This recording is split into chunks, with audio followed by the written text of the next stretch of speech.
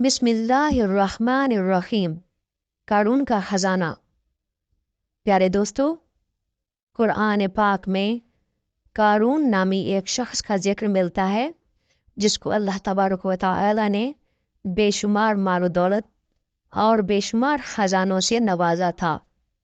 اس کے پاس کتنا بڑا خزانہ تھا،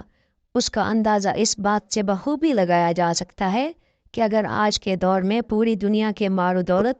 اور تمام تر ممالک کے پیسوں کو جمع کیا جائے اور اس کا موازنہ کیا جائے قارون کے خزانے کے ساتھ، تو پوری دنیا کا مال و دولت اور خزانہ قارون کے خزانے کا ایک معمولی سا حصہ بنتے ہیں۔ بلکہ قارون کے پاس اس سے بھی کہیں زیادہ مال و دولت اور کہیں زیادہ خزانے موجود تھے۔ اس ویڈیو میں ہم آپ کو بتائیں گے کہ قارون کون تھا اور اس کے پاس اتنا خزانہ کہاں سے آیا، اور جب اللہ تبارک و تعالی نے قارون کو اس قدر نعمتوں سے نوازا تھا، اس کے باوجود قارون نے ایسا کون سا گناہ کیا تھا کہ اللہ تبارک و تعالی نے قارون کو اس کے خزانے سمیت زمین کے اندر تنسا دیا۔ پیارے دوستو، قارون حضرت موسیٰ علیہ السلام کا چچا زاد بھائی تھا اور یہ حسن جمال میں بھی بے مثال تھا۔ اللہ تبارک و تعالی نے اس کو بہت سارے حسن سے نوازا تھا، اور حضرت موسیٰ علیہ السلام کی صحبت میں بیٹھنے کی وجہ سے یہ تورات کا ایک بہت بڑا عالم بن گیا تھا۔ اس کے اندر یہ خوبی بھی تھی کہ وہ بہت با اخلاق اور ملنسار انسان تھا۔ پیارے دوستو، جیسا کہ بہت سارے انسان مال و دولت کے آتے ہی ایک دم سے بدل جاتے ہیں، ایسے ہی قارون بے شمار مال و دولت کے آتے ہی ایک دم سے بدل گیا اور اللہ تبارک و تعالیٰ کے پیارے نبی حضرت موسیٰ علیہ السلام کا بہت بڑا دشمن بن گیا۔ دوستو، اس کے پاس اس قدر خزانہ تھا کہ اللہ تبارک و تعالیٰ نے اس کو اس قدر مال و دولت سے نوازا تھا کہ 70 اونٹ صرف اس کے خزانے کی چابیاں لے کر چلا کرتے تھے۔ پیارے دوستو، ذرا اس بات کا اندازہ لگائیں کہ جس کے خزانے کی چابیاں 70 اونٹ لے کر چلا کرتے تھے، اس کا خزانہ کتنا بڑا ہوگا۔ دوستو، بات کرتے ہیں قارون کے پاس اتنا خزانہ کہاں سے آیا اور یہ اس قدر امیر کیسے ہوا۔ ایک روایت ہے کہ یہ لوہے اور مٹی کو سونا بنانے میں کامیاب ہو گیا تھا اور اس طرح یہ سونا بنا بنا کر دنیا کا امیر ترین شخص بن گیا۔ اس دوسری روایت کے مطابق قارون لوگوں کو سود پر مال دیا کرتا تھا، جس کے بدلے میں یہ لوگوں سے دگنا وصول کیا کرتا تھا۔ اس طرح آہستہ آہستہ یوں ہی گزرتا گیا اور یہ مصر کی تاریخ کا امیر ترین شخص بن گیا۔ ادھر جب اللہ تبارک و تعالیٰ نے حضرت موسیٰ علیہ السلام کی طرف زکوٰۃ کا حکم نازل فرمایا تو حضرت موسیٰ علیہ السلام نے قارون کو زکوٰۃ ادا کرنے کا کہا۔ پہلے تو قارون نے حضرت موسیٰ علیہ السلام کے سامنے اس بات کا عہد کر لیا کہ وہ اپنے مال کا 1000واں حصہ زکوٰۃ دیا کرے گا، لیکن جب قارون نے زکوٰۃ کا حساب لگایا تو یہ اس کے مال میں سے ایک بہت بڑی رقم بنتی تھی۔ یہ دیکھ کر قارون ایک دم سے لالچ اور کنجوسی کا غلبہ سوار ہو گیا اور اس نے اللہ تبارک و تعالیٰ کا حکم ماننے سے انکار کر دیا، اور نہ صرف اس نے زکوٰۃ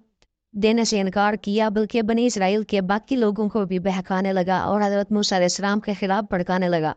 یہاں تک کہ اس بدبخت نے حضرت موسیٰ علیہ السلام سے لوگوں کو دور کرنے کے لیے یہ چال چلی کہ اس نے ایک عورت کو بہت زیادہ مال و دولت دے کر اس بات پر آمادہ کر لیا کہ وہ حضرت موسیٰ علیہ السلام پر بدکاری کا الزام لگائے تاکہ لوگ معاذ اللہ حضرت موسیٰ علیہ السلام سے دور ہو جائیں اور ان سے نفرت کرنے لگیں۔ چنانچہ ایک دن ایسا ہوا کہ حضرت موسیٰ علیہ السلام ایک مقام پر کھڑے ہو کر خطاب فرما رہے تھے کہ اسی دوران قارون نے حضرت موسیٰ علیہ السلام کو ٹوکا اور حضرت موسیٰ علیہ السلام سے یہ کہنے لگا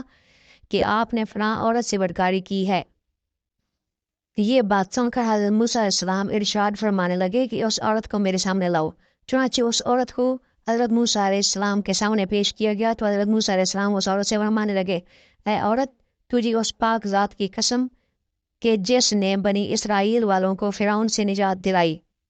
اور سمندر میں سے بنی اسرائیل کے لیے 2 راستے نکالے اور بنی اسرائیل والوں کو فرعون کے ظلم و ستم سے نجات عطا فرمائی، سچ سچ بتا دو کہ معاملہ کیا ہے۔ یہ سن کر وہ عورت حضرت موسیٰ علیہ السلام کی بارگاہ میں عرض کرنے لگی کہ اے اللہ تبارک و تعالیٰ کے نبی، قارون نے مجھے بہت زیادہ مال و دولت دے کر اس بات پر آمادہ کیا ہے کہ میں آپ پر بدکاری کی تہمت لگاؤں۔ اس عورت کی یہ بات سن کر حضرت موسیٰ علیہ السلام کی آنکھوں میں آنسو جاری ہو گئے اور آپ علیہ السلام اللہ تبارک و تعالیٰ کی بارگاہ میں سجدہ شکر کے لیے گر گئے اور حضرت موسیٰ علیہ السلام اللہ تبارک و تعالی کی بارگاہ میں یہ دعا مانگنے لگے کہ یا رب العالمین قارون پر اپنا قہر و غضب نازل فرما۔ اس کے بعد کہ حضرت موسیٰ علیہ السلام نے بڑے مجمع میں یہ اعلان کیا کہ بنی اسرائیل میں سے جو کوئی بھی قارون کا ساتھی ہے وہ قارون کے ساتھ ہو جائے، اور جو میرا ساتھی ہے وہ میرے ساتھ ہو جائے۔ چنانچہ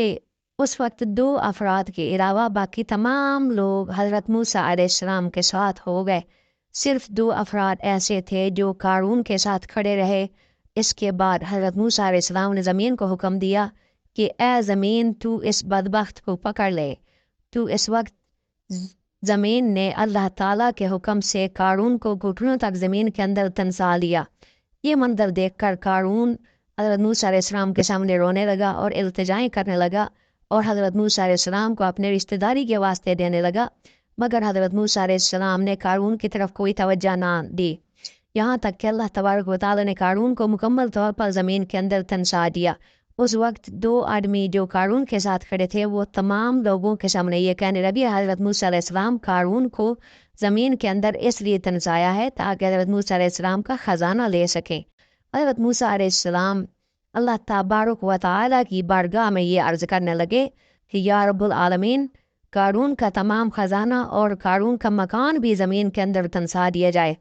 تو اللہ تبارک و تعالیٰ نے حضرت موسیٰ علیہ السلام کی یہ دعا قبول فرمائی، اور قارون کا مکان اور قارون کے تمام تر خزانے زمین کے اندر دھنسا دیے گئے۔ اس طرح قارون کا غرور و تکبر اور اس کا مال و دولت زمین کے اندر